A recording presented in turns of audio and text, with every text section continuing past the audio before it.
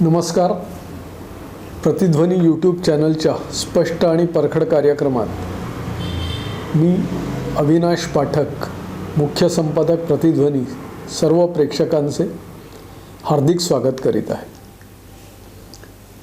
प्रेक्षक हो, नुकतीच शिवसेनेचे संस्थापक, हिंदू हृदय सम्राट स्वर्गीय बाळासाहेब ठाकरे यांची 11वी पुण्यतिथी पार पडली. या पुण्यतिथीच्या निमित्तानं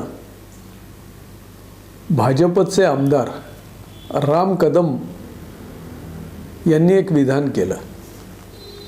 राम कदमांचं म्हणणं होतं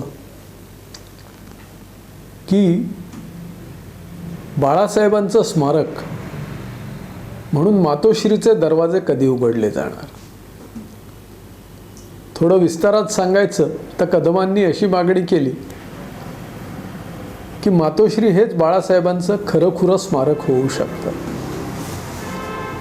त्यामुळे मातोश्रीलाच बाळासाहेबांचं स्मारक करा, इतरत्र कशाला करता. प्रेक्षक हो, कदमांच्या या मागणीत निश्चित तथ्य आहे. ही मागणी फक्त कदमांनीच केली असं नाही, तर यापूर्वीही काही जणांनी केली आहे. माझ्या आठवणीप्रमाणे 2015-16 या कालखंडात त्या काळातले विरोधी पक्षनेते काँग्रेसचे राधाकृष्ण विखे पाटील यांनी सुद्धा ही मागणी केली होती की बाळासाहेबांचं स्मारक करायचं तर ते मातोश्रीत करा. नंतरही काही जणांनी केली. अर्थात ठाकरे परिवाराची इच्छा होती की बाळासाहेबांचं स्मारक हे मुंबईला महापौर बंगल्यात करा. त्यानुसार मग देवेंद्र फडणवीस मुख्यमंत्री असताना, त्यावेळी शिवसेना ही सत्तेत होती,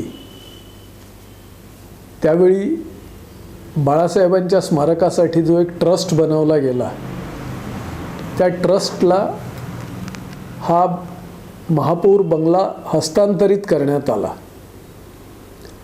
आणि तो ट्रस्ट आता तिथे बाळासाहेबांचं स्मारक उभं करणार आहे. अद्याप उभं झालेलं नाही आहे, काम चालू आहे म्हणतात. पण तिथेही बऱ्याच अडचणी येत आहेत अशी माहिती आहे. कारण ती जागा एक तर समुद्रकिनारी आहे, दुसरं ती हेरिटेज वास्तू म्हणून ओळखली जाते. त्यामुळे तिथे प्रत्येक छोट्या छोट्या फेरफाराला सुद्धा पुरातत्व विभागाची परवानगी घ्यावी लागते. आणि दुसरं असं की त्या वास्तूचा बाळासाहेबांचा असा फारसा संबंध काही नव्हता. शिवसेनेचा महापौर दीर्घकाळ मुंबईत होता हे खरं आहे. त्यामुळे महापौर बंगल्यावर कधीमधी बाळासाहेब यायचे. या पलीकडे बाळासाहेबांचा काय संबंध होता. बाळासाहेबांचं खरं काम जे होतं ते सगळं त्यांच्या मातोश्री बंगल्यावरूनच चालायचं. मातोश्री बंगल्यावर बाळासाहेबांचं अखेरच्या श्वासापर्यंत वास्तव्य होतं. त्यांनी अखेरचा श्वास हा मातोश्रीमध्येच घेतला आणि त्यानंतर तिथूनच त्यांची अंत्ययात्रा निघाली होती. त्यामुळे बाळासाहेबांचं खरं स्मारक हे मातोश्रीतच होऊ शकतं. बाळासाहेबांचं जसं मातोश्रीत स्मारक व्हावं अशी मागणी होते आहे, तसं विचार एक केला तर अनेक मान्यवरांची स्मारकं ही त्यांच्या निवासस्थानीच झाली आहेत. आता पंडित जवाहरलाल नेहरू देशाचे पहिले पंतप्रधान, त्यांचं स्मारक हे त्यांच्या 3 मूर्ती या निवासस्थानी झालं. महात्मा गांधी साबरमती आश्रमात आणि काही काळ सेवाग्राम आश्रमात त्यांनी वास्तव्य केलं होतं. त्यामुळे ही दोन्ही त्यांची स्मारकं म्हणून घोषित आहेत. आता इंदिरा गांधी सफदरजंग 1 या सरकारी निवासस्थानात राहत होत्या. इंदिराजींनंतर तिथे त्यांचं स्मारक झालं आहे.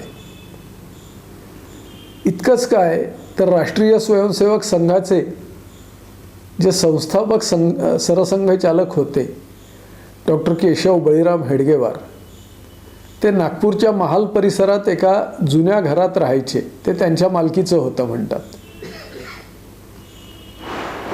ते घरही संघाने रितसर त्याची किंमत मोजून ताब्यात घेतलं आहे अशी माझी माहिती आहे.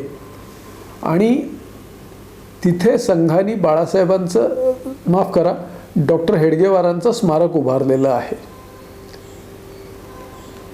त्यामुळे या पद्धतीने बघायचं झालं तर बाळासाहेबांचंही स्मारक हे मातोश्रीत होणंच उचित होतं. अजूनही त्यांचं स्मारकाचं काम पूर्ण झालं नसेल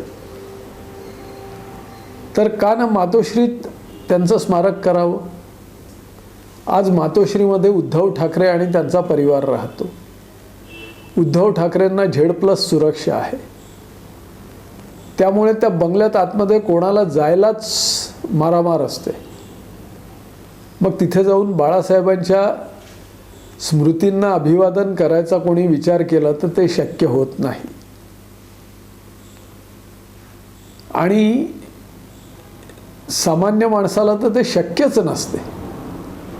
जे कोणी खास असतील, VIP असतील, ते तिथपर्यंत जातात. मग त्या बंद खोलीचा मान्यवरांना फक्त नेलं जातं. ते मान्यवर आणि उद्धवपंत किंवा ठाकरे कुटुंबीय तेवढेच आतमध्ये जातात. आणि मग त्या खोलीत न दिलेली वचनं सुद्धा राजकीय वादाचा विषय ठरवली जातात. त्यापेक्षा शासनाने ते अधिग्रहित करून ट्रस्टला हस्तांतरित करावं आणि तिथे बाळासाहेबांचं स्मारक उभारावं. आता उद्धव ठाकरेंसाठी दुसरा बंगला तर झालेलाच आहे मातोश्री 2. तिथे उद्धवपंत आणि त्यांचा परिवार पूर्णतः शिफ्ट होऊ शकतो. ही सूचना सुद्धा राम कदमांनी आपल्या निवेदनात दिली होती. त्या दिवशी माध्यमांवर सांगत होते की मातोश्री 2 तयार झाला आहे. हा मुद्दा लक्षात घेत का न बाळासाहेबांचं स्मारक हे मातोश्रीतच केलं जावं असा आग्रह सगळ्यांनी धरावा. ते जर झालं तर ते खऱ्या अर्थानं बाळासाहेबांचं स्मारक असेल, जिथे बाळासाहेब आयुष्यभर वावरले, जिथे त्यांनी शिवसेनेची रणनीती आखली, जिथे अनेक मान्यवरांबरोबर बैठकी घेतल्या. देशातले मोठमोठे मान्यवर तिथे बाळासाहेबांना भेटायला येत होते. त्या इमारतीतच बाळासाहेबांचं खरं स्मारक व्हायला हवं. त्यामुळे राम कदमांनी केलेली ही सूचना अतिशय रास्त आहे. या सूचनेचा ठाकरे परिवारानेही विचार करावा आणि त्यांनीच मनाचा मोठेपणा दाखवावा. आता झालाय की मातोश्री 2 तयार झालाय. ठाकरे परिवारांनी सांगावं आम्ही तिथे शिफ्ट होतोय आणि इथे आम्ही बाळासाहेबांचं स्मारक करतो आहे. म्हणजे मग महापौर बंगला मोकळा करून देता येईल. तिथे पुन्हा पूर्वीसारखे मुंबईचे महापौर राहू शकतील. माझ्या माहितीप्रमाणे जेव्हापासून हा बंगला अधिग्रहित झाला तेव्हापासून मुंबईच्या महापौरांना तिथे राहायला जागा नाही आहे. ते स्वतःच्याच घरात राहतात आणि हा बंगला मात्र त्या स्मारक समितीकडे, ट्रस्टकडे हँडओव्हर झालेला आहे.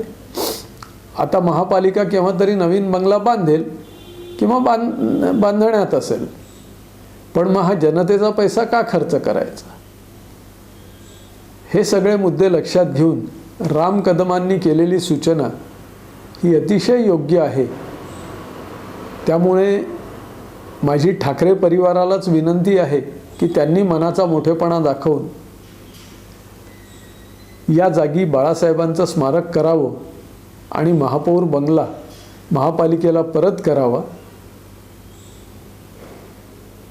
त्याचबरोबर शासनानेही या संदर्भात उचित पावलं उचलावी आणि बाळासाहेबांच्या चाहत्यांनी, हितचिंतकांनीही याकरता आग्रह धरावा.